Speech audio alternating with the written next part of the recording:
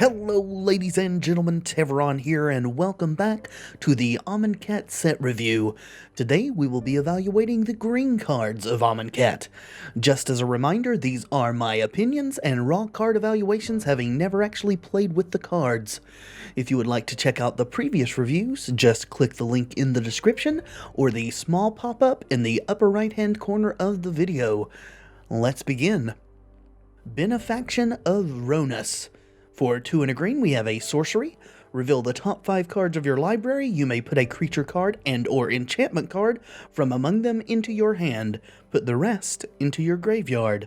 Unless you're building a deck that is running a ton of enchantments, and by a ton I mean something in the neighborhood of 15 plus, maybe more than that, then I don't think this card is even worth considering.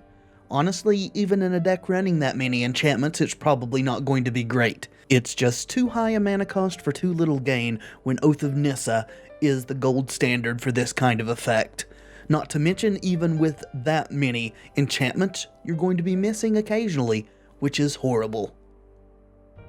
Bitter Blade Warrior. 1 and a green for a 2/2 Jackal Warrior. You may exert Bitter Blade Warrior as it attacks. When you do, it gets +1/+0 and gains Death Touch until end of turn.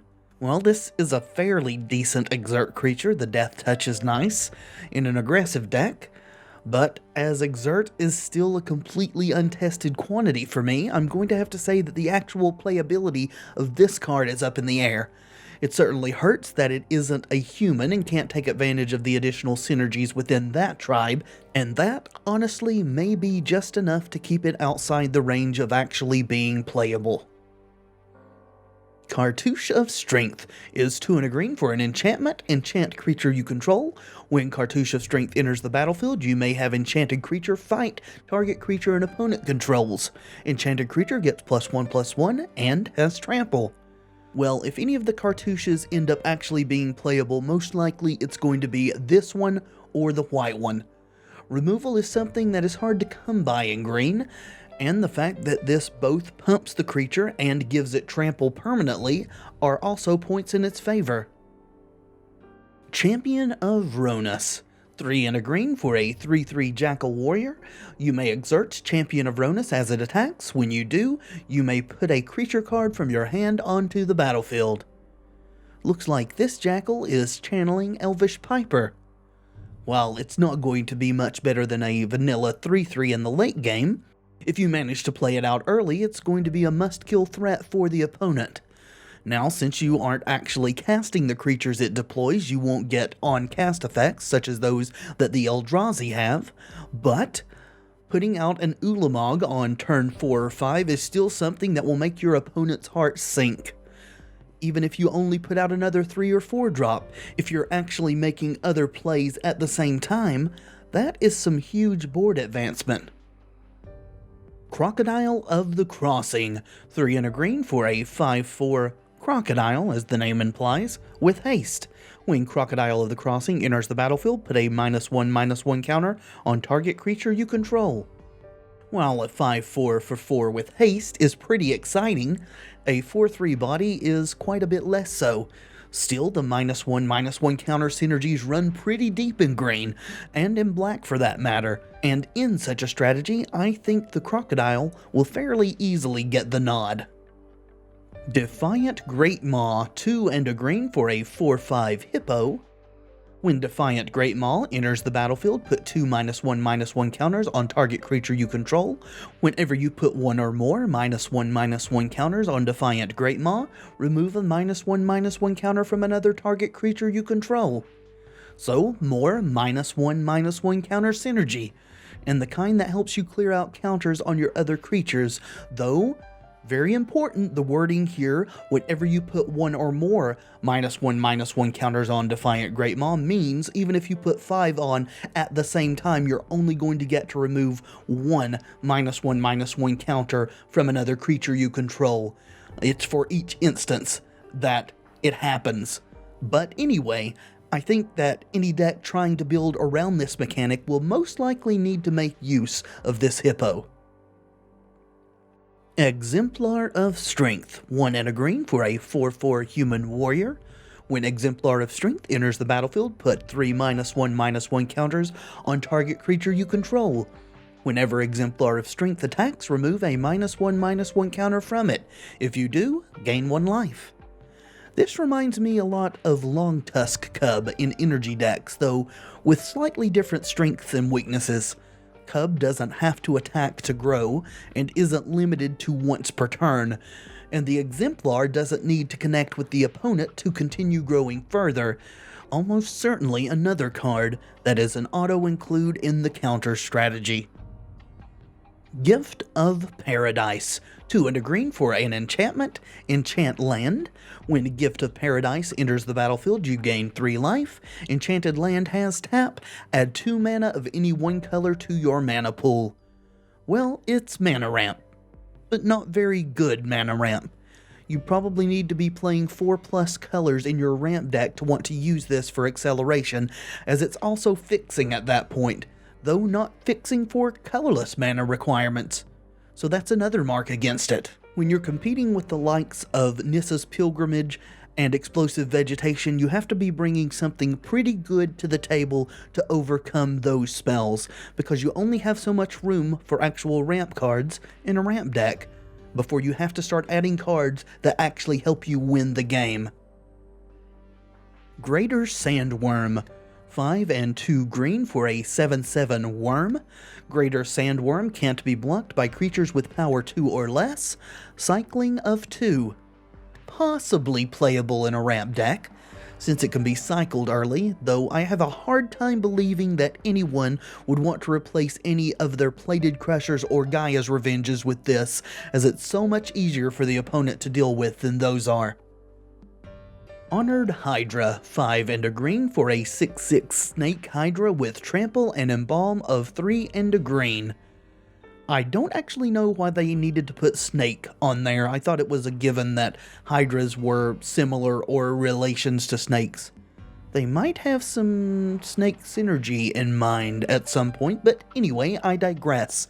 This card reminds me very much of Roar of the Worm, though slightly easier to cast from your hand, and you can't get the second one out until the first one dies.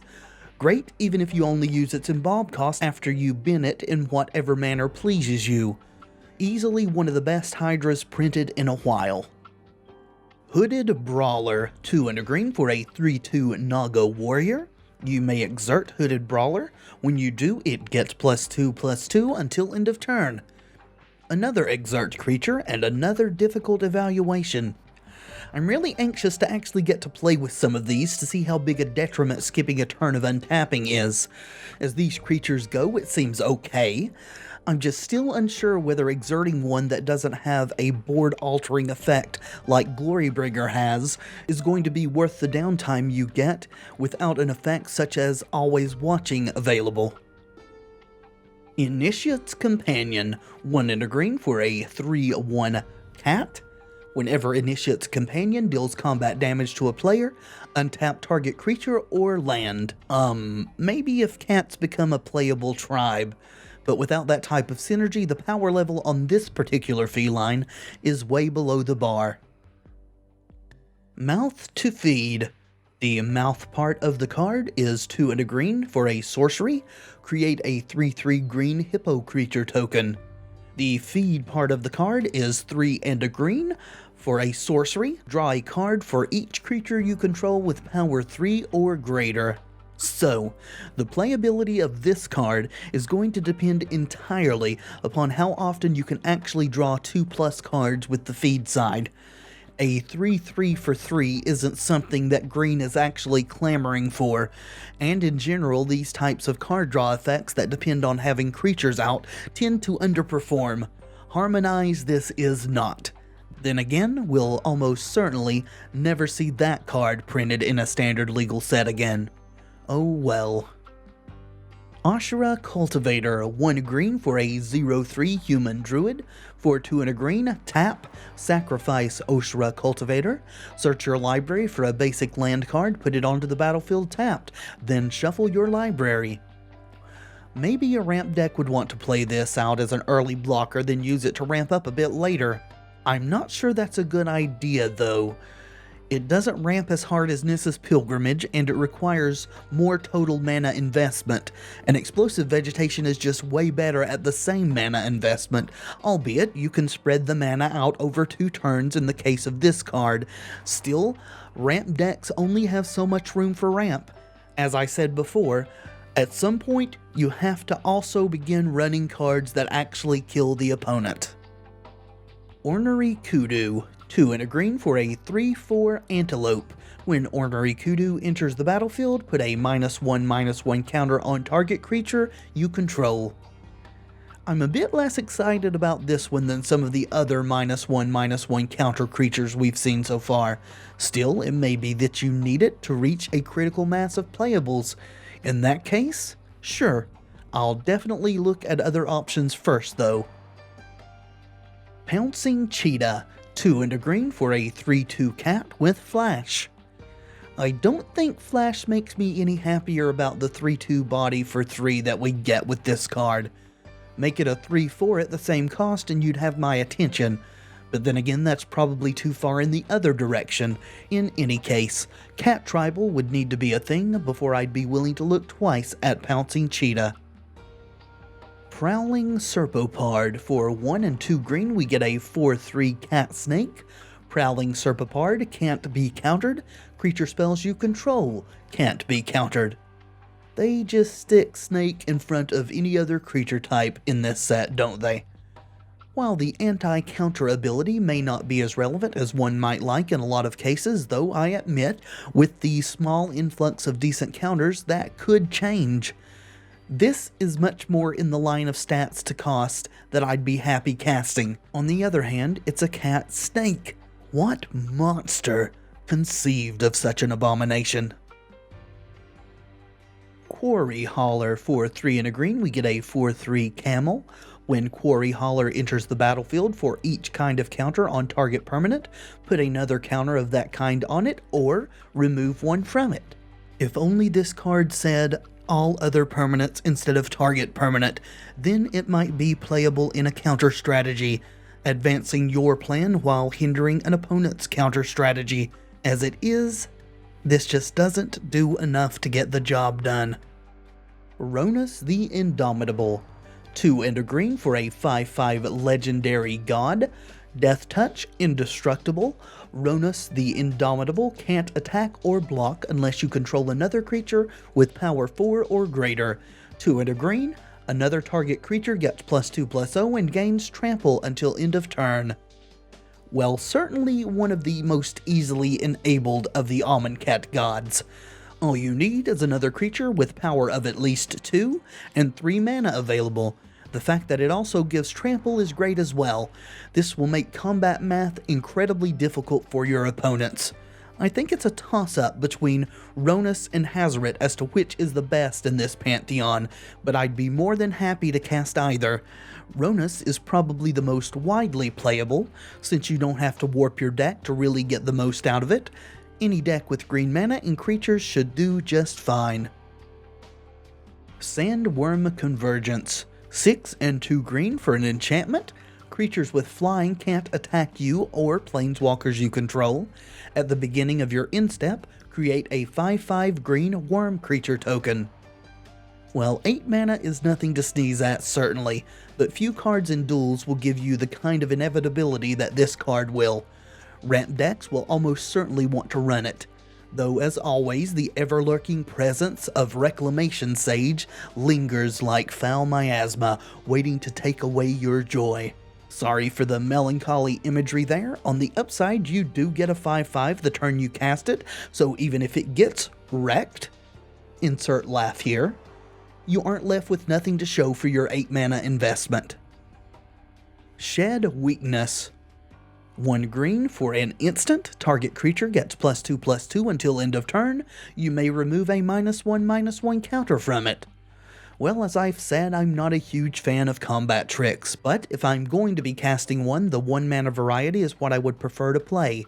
Though I think that this one would only want to see play in the -1/-1 counter deck, as in any other deck that isn't on that strategy, Blossoming Defense is just miles better.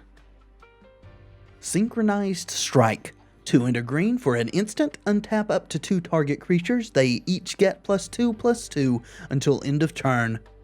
Again, not a big fan of cards like this. That said, if Exert is going to be viable as an overall strategy, then this type of card is probably going to be necessary to make that work. Trial of Strength. 2 and a green for an enchantment. When Trial of Strength enters the battlefield, create a 4/2 green beast creature token. When a cartouche enters the battlefield under your control, return Trial of Strength to its owner's hand. Another trial that is not absolutely horrible. Though in a deck without cartouches, a 3-mana 4/2 is not exactly great either. Bouncing it for more value is of course better, but just like the other trial and cartouche interactions, I'm not sure that such a payoff is worth running such individually lackluster cards. Watchful Naga. 2 and a green for a 2/2 Naga wizard. You may exert Watchful Naga. When you do, draw a card. This card would be very good in any sealed or draft deck. In constructed, a 2/2 for 3 isn't really very impressive. Now don't get me wrong, drawing cards is great. I love to do it. It's one of my favorite things in all of Magic. But this creature is easily outclassed stat-wise at this casting cost, and it has no evasion whatsoever, so a lot of times you'll need to just suicide it to get the card draw, and a 3-mana draw one is not exactly an exciting proposition. And that brings us to the end of the green cards. Is there anything that caught your eye? Something you'd like to take for a spin, perhaps? I'm certainly interested in trying out a few of them myself. Mostly these. Champion of Ronus. Though it will most likely just die a horrible death before it provides any benefit whatsoever, those times when you actually get to do something degenerate with it are probably going to be hilarious. Honored Hydra. Not super exciting, I know, but the sheer amount of value here is just too much to pass up. Ronus the Indomitable. Of course, I don't think this is a surprise to anyone. And finally, Sandworm Convergence. As a fan of the Dune franchise, how can I not want to make an army of sandworms? After all, the spice must flow. So, was there anything that I've given a horribly unfair evaluation to? Let me know in the comments. I'm always open to sharing information and discussion. And as we know, not all of the cards from a set ever make it into Duels. In green, in fact, I would have loved to see both Channeler Initiate and Vizier of the Menagerie coming to us. Was there anything on your wish list that didn't get the nod? Tomorrow we will be evaluating the multicolored cards coming to Duels in Amonkhet. I do hope you'll join me again for that. I have been Tevaron, and until then, my friends, be excellent to each other.